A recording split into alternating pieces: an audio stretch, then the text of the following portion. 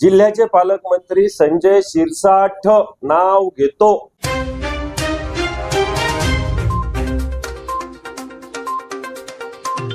Municipal corporation election में साम दाम दंड भेद छल कपट का दौर शुरू हो चुका है। इल्ज़ाम दर इल्ज़ाम की सियासत शुरू हो चुकी है।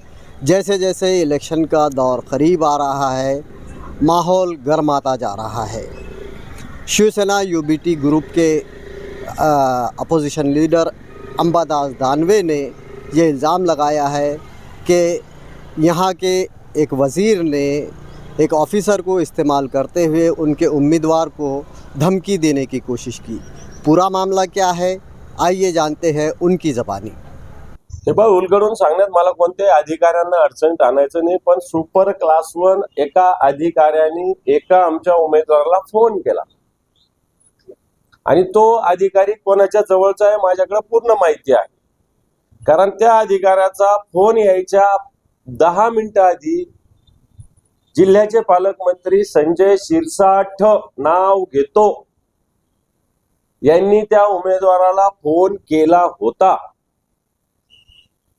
कोणाच्या फोनून केला होता, काय केला होता हेही आमच्याकडे व्यवस्थित आहे, जर त्यांनी नकार दिला तर। परंतु अशा धमक्याला आमचे उमेदवार घाबरणार नाही। कोकणवाडी भागात आमचा एक तांबे नावाचा सामान्य उमेदवार आहे, धनगर समाजाचा आहे। पहिल्यांदा शिवसेनेनं त्या भागातील धनगर समाज मोठ्या मान असताना उमेदवारी दिलेली आहे।